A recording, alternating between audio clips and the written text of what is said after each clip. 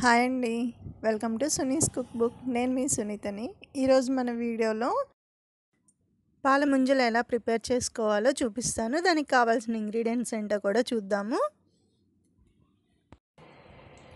1/2 KG పచ్చిపప్పు తీసుకోవాలి, 1/2 KG బెల్లం తీసుకోవాలి, అలాగే 1 కప్పు బొంబాయి రవ్వ, 3 కప్పులు పాలు, చిటికెడు సాల్ట్, అలాగే డీప్ ఫ్రైకి సరిపడా ఆయిల్ తీసుకోవాలి.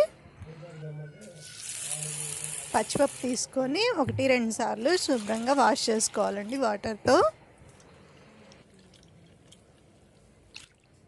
ఇలా 2-3 టైమ్స్ వాష్ చేసుకున్న తర్వాత ఇప్పుడు ముందుగా వాటర్ పోసుకొని నానడానికి సరిపోను ఒక 1 అవర్ నానబెట్టుకోవాలండి పచ్చిపప్పుని.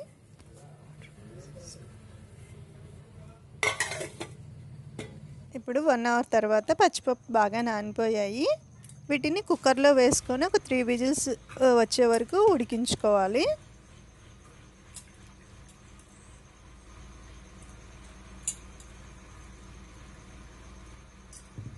ఇలా పచ్చిపప్పు అన్ని కుక్కర్లో వేసుకొని ఒక 1 గ్లాస్ వాటర్ పోసుకోవాలి.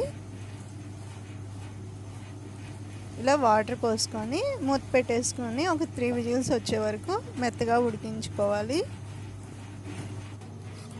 ఇప్పుడు పప్పు ఉడికాయో లేదో ఒకసారి చెక్ చేసుకుందామండి మూత తీసి.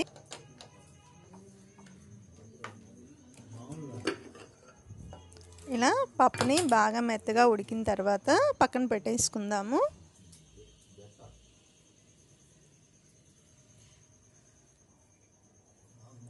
ఇప్పుడు మందంగా ఉండే ప్యాన్ ఒకటి పెట్టుకోవాలండి. ఈ ప్యాన్లో ఇప్పుడు మనం ముందుగా ఉడికించుకున్నటువంటి పప్పుని వేసేసుకోవాలి.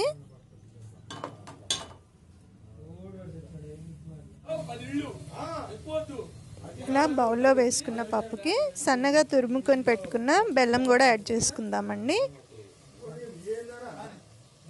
ఇలా వేసుకున్న తర్వాత మొత్తం ఒకసారి మిక్స్ అయిపోయేలాగా బాగా కలుపుకోవాలి.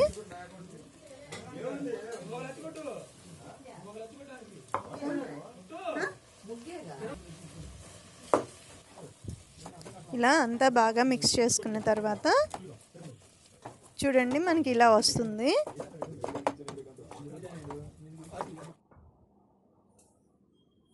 ఇప్పుడు మూత పెట్టుకొని బాగా ఉడికించుకోవాలి దగ్గర అయ్యేంత వరకు. ఇప్పుడు ఒకసారి మూత తీసి అడుగు మాడకుండా కలుపుకోవాలండి బాగా.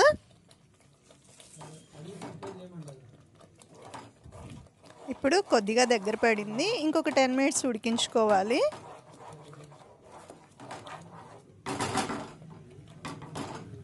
మరోసారి మూత పెట్టుకొని బాగా ఉడికించుకుందాము పప్పుని. ఇప్పుడు మూత తీసి మరోసారి మిక్స్ చేసుకుందామండి. ఇలా మధ్య మధ్యలో కలుపుకుంటూ ఉంటే మనకు అడుగు అనేది మాడిపోకుండా చక్కగా ఉడుకుతుంది. ఓకే అండి, ఇప్పుడు పప్పు బాగా దగ్గర పడిపోయింది, ఉడికిపోయి దీనిలో కొద్దిగా యాలకుల పొడి వేసుకోవాలి. చిటికెడు సాల్ట్ యాడ్ చేసుకొని బాగా కలుపుకోవాలి అంతా మిక్స్ అయ్యేలాగా.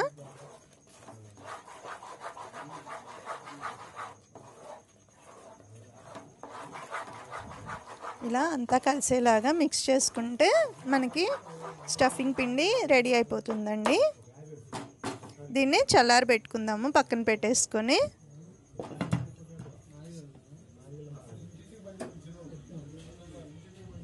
ఇప్పుడు పాల ముంజలు చుట్టుకోవడానికి పై పోతుపిండి తయారు చేసుకుందాము. స్టవ్ పైన ఒక బౌల్ పెట్టుకొని అందులో 3 కప్స్ పాలు యాడ్ చేసుకోవాలండి. మనము ఎంత బొంబాయి రవ్వ అయితే తీసుకుంటామో దానికి 3 వంతులు తీసుకోవాలి క్వాంటిటీ పాలు అనేవి. ఇప్పుడు 3 కప్పులు పాలు యాడ్ చేసుకుందాము.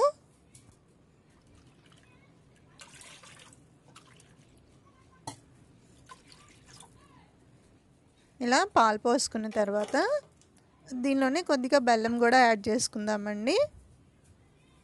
ఇక్కడ నేను ఒక 50 గ్రామ్స్ బెల్లం తీసుకుంటున్నాను.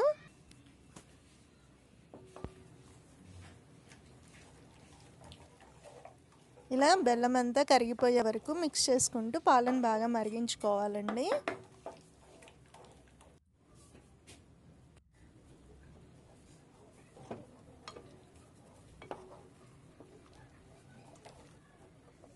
ఇప్పుడు మనకి పాలు మరగటం స్టార్ట్ అయ్యాయి. ఇప్పుడు బొంబాయి రవ్వ తీసుకొని ఇందులో కొద్దిగా వేసుకుంటూ ఉండలు కట్టకుండా ఉడికించుకోవాలండి. ఇలా ఉడికించుకోవడం వల్ల మనకి హల్వా లాగా తయారవుతుంది.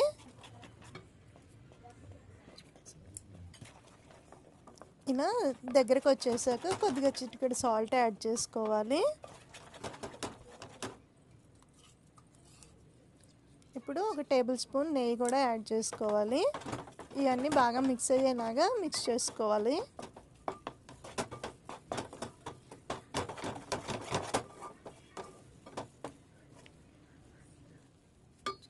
ఇప్పుడు మనకి ఈ పిండి కూడా రెడీ అయిపోయిందండి.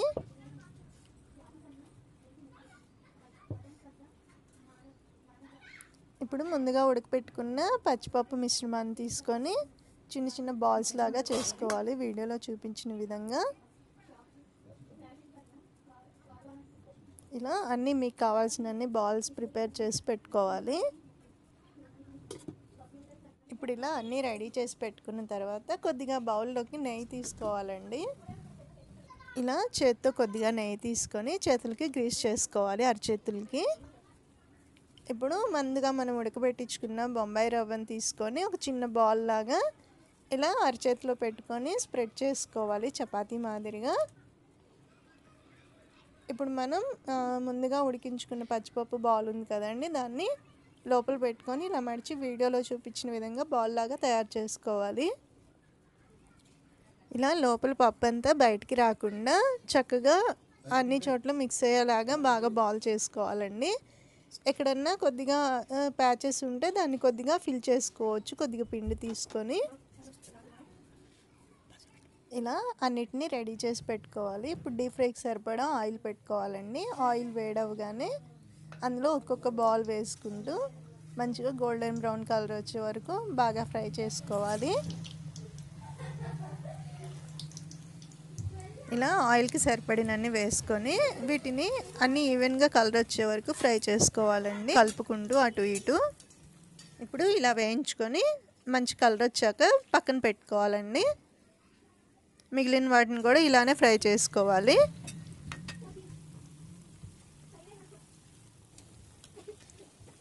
ఇప్పుడు ఇలాగే మిగతావన్నీ కూడా రెడీ చేసుకున్న తర్వాత సర్వింగ్ ప్లేట్లోకి తీసుకొని సర్వ్ చేసుకోవాలండి. ఎంతో రుచిగా ఉండే పాల ముంజలు రెడీ అయిపోయాయి. ఈ రెసిపీ మీరు కూడా ట్రై చేసి ఎలా వచ్చిందో నాకు కామెంట్లో తెలియజేయండి. అలాగే మీ ఫ్రెండ్స్కి షేర్ చేయండి. మరిన్ని వీడియోస్ కోసం మన ఛానల్ని సబ్స్క్రైబ్ చేసుకోండి.